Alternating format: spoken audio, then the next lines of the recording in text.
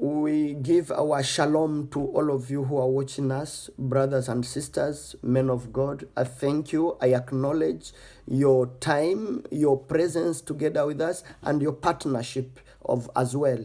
Partnershiping together with us since we began the ministry until now, and you are getting a lot of time, because I went to our website and I saw so many countries following us, from Australia, going to America, coming the whole Europe, going to Asia. People, they are following and sending comments on our messages, sending compliments to our teachings, and others, they are testifying how the way Jesus has changed their lives through the messages we are posting. And we can see the substance in the church. Thank you for all of you who are giving your time to seeing us and to listening to our message, especially to taking a time to change your life, because this is our aim. We want to prepare you to meet the bridegroom, and the bridegroom, it is Jesus Christ. Remember to be ready for the rapture. To be ready for the rapture. That's why we must live a godly life. We must live a godly life. And to live a godly life, we must draw a line in our lives.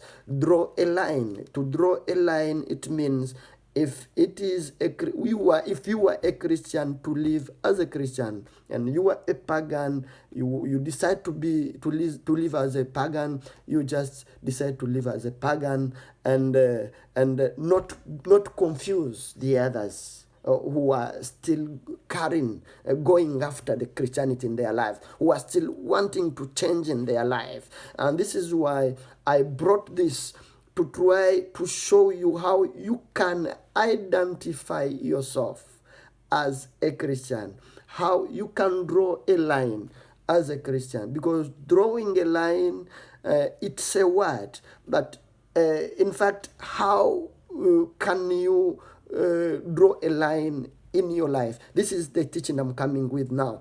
I'm trying to combine this teaching together with the post I posted last time about alcohol, and take this together with that teaching. Go on our web, go to my Facebook, and on my Facebook you will see it. It's posted on the Facebook of our ministry. It's posted teaching about alcohol.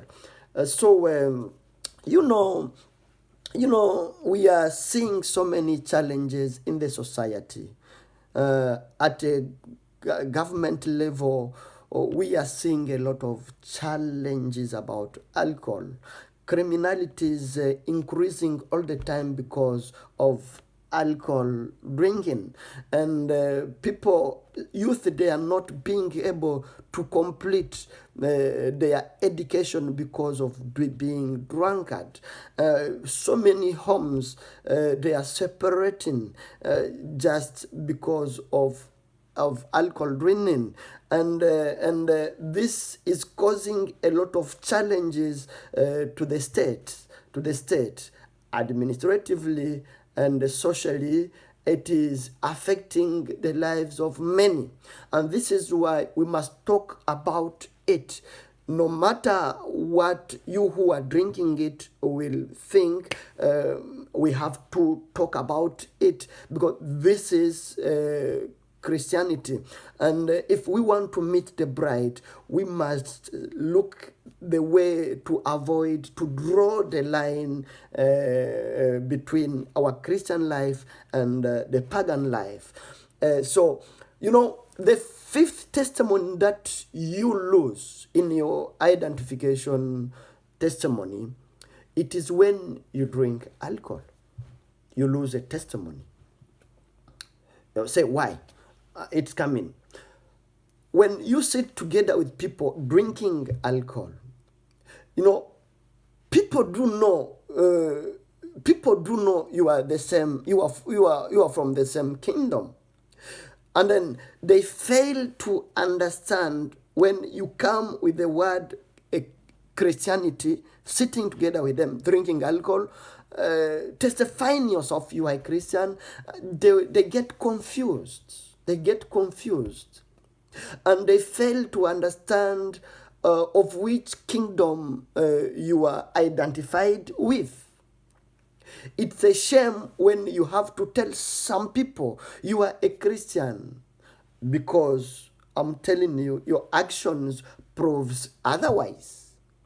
When you do this, do not think people, they have mind, they have eyes, they can see, and they know the behavior of a real Christian.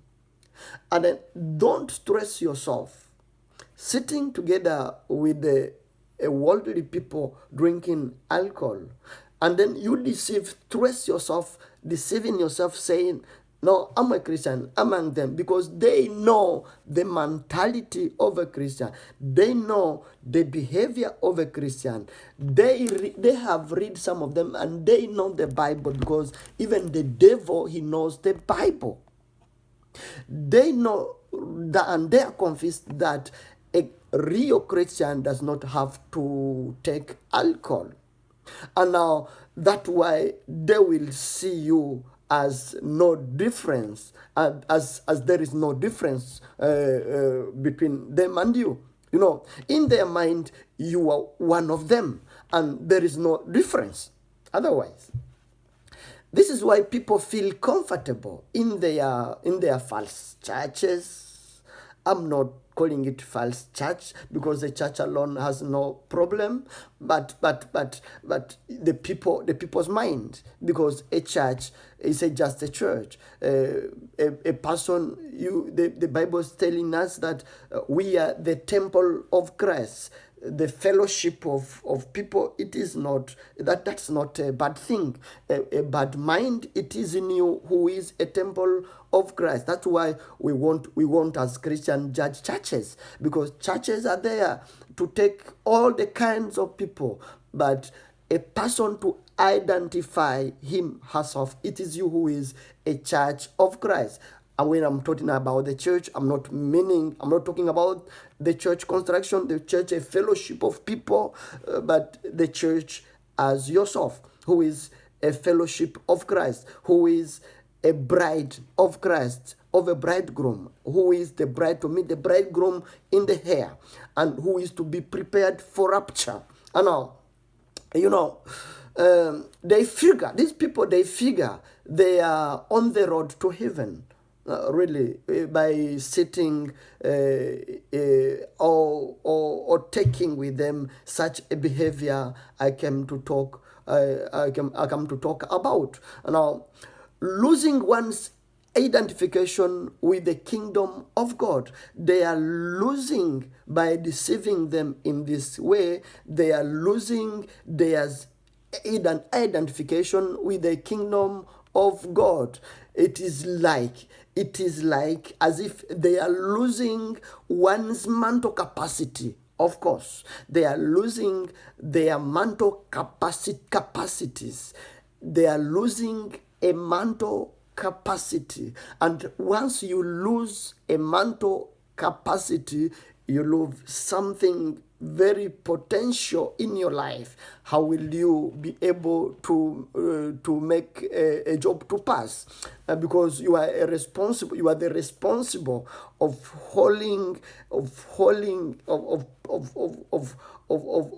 protecting your work, and God is just your helper. How will you protect the work God have opened the door for you? How will you? God has opened the door for you to protect the work you have. How will you protect it? How will you achieve this? How will you be able even to complete your studies? You see, take it in this way. Because once you are a drunkard, once you drink, you are conducted, you are led by another mind, and this mind is contrary of your purpose. You will not reach to your destiny by not drawing a line in your Christian life, in your lifestyle. And now, Christians who think or who drink alcohol, carry ruined testimony. They carry ruined testimony to the outside world and also to those in the church. They carry ruined testimony. They are ruined. When something is ruined, it's ruined. It's worse. It is bad.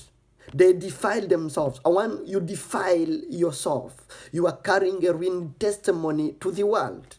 You are coming as the Christian, sitting together with the people of the world, testifying yourself you are a Christian while taking all this stuff together with them.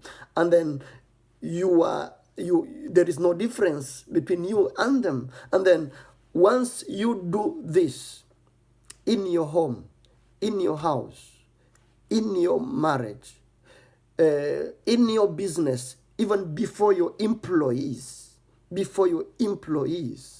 you know, when we talk about these areas, let us underline the area of children in the house. When you do it in the house. You know, the children, they do catch up very quick, and they are easy to learn something. And when you are drinking, you are drinking something bad. You are taking something really bad, and you won't want your children to take the same way. And some of the parents, they will not like their children to do the same. Most of the 95% of the parents, they do not want their children to follow the same way, to drink alcohol, because they know it is not good to drink alcohol. They know well, can destroy their lives, can make them to fail to concentrate with their purpose, with their education, can make them to lose their vision and to fail to walk in their mission, and fail to reach their objectives in life.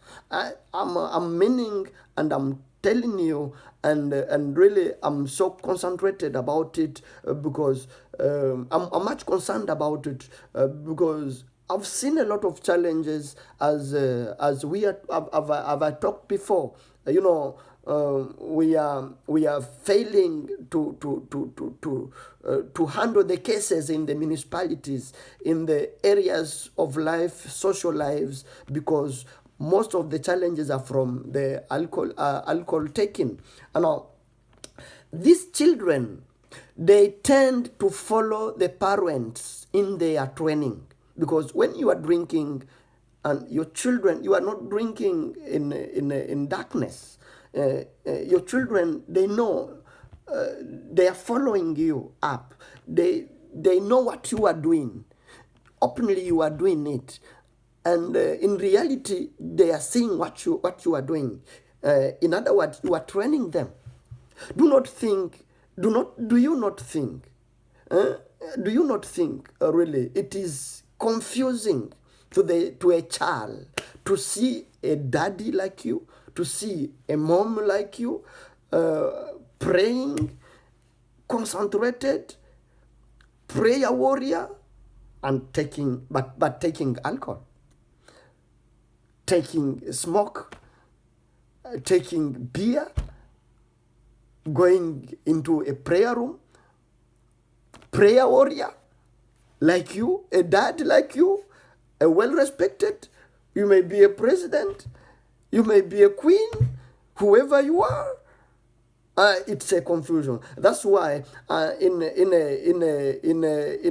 some areas of a social life, when there is a queen is model. When there is a king is model. When you are a man of God, you are a model. All the people behind you,